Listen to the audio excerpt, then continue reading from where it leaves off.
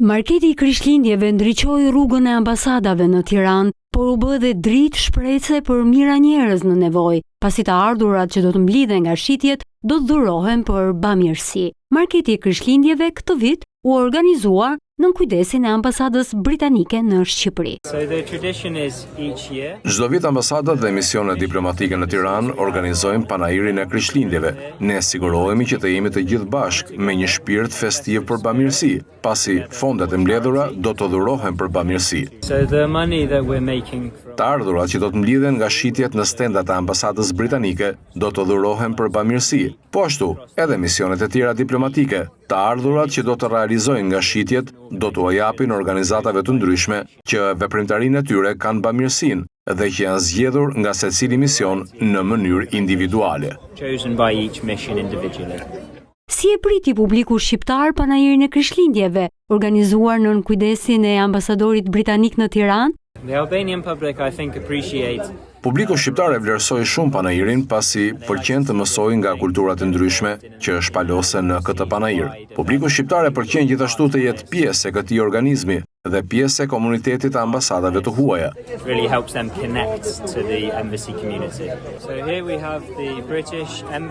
Këtu ne kemi dyqanin e ambasadës britanike dhe ne kemi zgjedhur lloje të ndryshme të gatimeve tradicionale britanike. Mince Spice janë shumë popullore në Britani dhe janë gatuar nga stafi ynë i ambasadës. Gjithashtu kemi përgatitur edhe reçel dhe marmalad si dhe shumë produkte të tjera.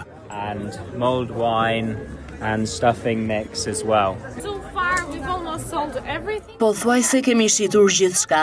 Më të shitura kanë qenë biskotat e Krishtlindjeve për fëmijë, këto janë shitur të gjitha. Gjithashtu edhe ëmbëlsirat tradicionale të Britanisë së Madhe, Mince Spice. We're already sold out. CNA intervistoi ambasadore e diplomat për të përcjellë emocionet e marketit të Krishtlindjeve në rrugën e ambasadave në kryeqytet. Shkëlqësia e tij, ambasadori i Çekisë në Shqipëri, Pavel Vacek, vlerësoi se kjo traditë festive ngjall shpresë për të gjithë. Ambasadori na shoqëron në stendën e produkteve çeke dhe na tregon se si disa prej tyre janë gatuar nga ai dhe stafi i tij. Faleminderit CNA që jeni këtu për të parë nga afër panairin e Krishtlindjeve. Unë do t'ju tregoj produktet që kemi ekspozuar nga Çekia. Kemi vaferin, kemi vodkën tonë të prodhuar në Çeki. Pjesa më e madhe e produkteve janë gatuar nga stafi i ambasadës, nga kolegët. Është shumë mirë të jemi bashkë në këto aktivitete. Ky është momenti kur të gjithë ambasadat shijojnë momente bashkë, duke ndarë eksperiencat dhe kulturat e tyre. Dhe qëllimi është që me paratë që kemi mbledhur gjatë shitjeve të produkteve tona, të ndihmojmë sa më shumë njerëz në nevojë. Atashiu kulturor i ambasadës gjermane në Tiranë, Jane Maybaum, tha për CNA se panairi i Krishtlindjeve është shumë popullor edhe për vetë punojësit e ambasadës, pasi një pjesë e produkteve që shesin gatuhen nga ata. Ne marrim pjesë çdo vit në panairin e Krishtlindjeve që organizohet këtu në bllokun e ambasadave. Për ne është edhe një lloj celebrimi i fundit të vitit dhe e shijojmë shumë. Panairi i Krishtlindjeve është shumë popullor edhe për ne si punonjës. Përjetojmë emocione të mëdha edhe gjatë kohës që përgatisim produktet dhe e shijojmë shumë momentin kur shesim gatimet dhe artikuj të tjerë që janë mjaft popullore në Gjermani, duke i imagjinuar veten si në shtëpinë tonë. Çdo vit ne bashkëpunojmë me shoqërinë civile për të vendosur se me cilën organizatë do të bashkëpunojmë. Ky vit, të ardhurat e ambasadës gjermane nga panairi i Krishtlindjeve do të shkojnë për shoqatën Dikonia Albania, e cila mbështet nevojat njerëzve në nevojë dhe ndihmon në projekte sociale për strehimin dhe integrimin në tregjet e punës. Cilat produkte janë shitur më së shumti në stendën e ambasadës gjermane? Ndër ushqimet që janë shitur më shumë në stendën tonë ishin salqiqet popullore gjermane dhe ëmbëlsirat e vogle që janë bërë nga ne e gjithë stafi i ambasadës. Këto janë shitur tashmë të gjitha.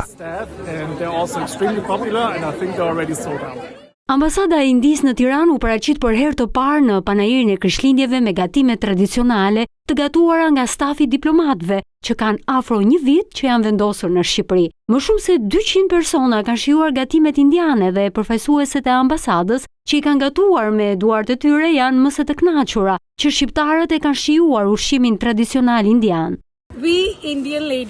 Ne, zonjat indiane, jemi më të talentuarat në botë për gatimin. Unë besoj fort këtë, sepse ne mund të gatuajmë 2 deri 3 herë në ditë dhe nuk ndihemi të lodhura. And we never cook tired. Po djem dhe burrat a ju ndihmojnë në gatim? They help us.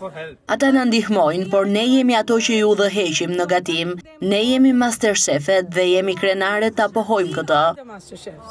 And we are proud to say that.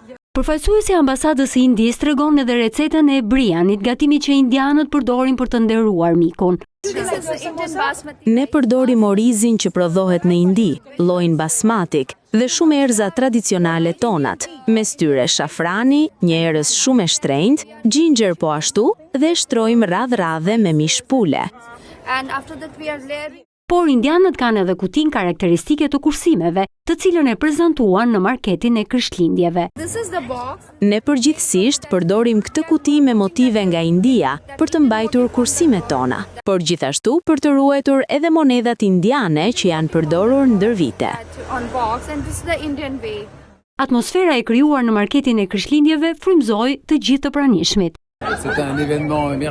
Panairi i Krishtlindjeve është një ngjarje e madhe. Këtu mblidhemi ne të gjithë përfaqësuesit e ambasadave dhe ekspozojmë pjesë të kulturës dhe gatimeve tradicionale. Shqiptarët janë shumë kureshtar për të njohur kultura të ndryshme. Është shumë interesante të takohesh në këtë panair Krishtlindjesh. Është një moment festiv, shumë miqësor. Ne përcjellim emocionet e të qenit bashk në prag festash.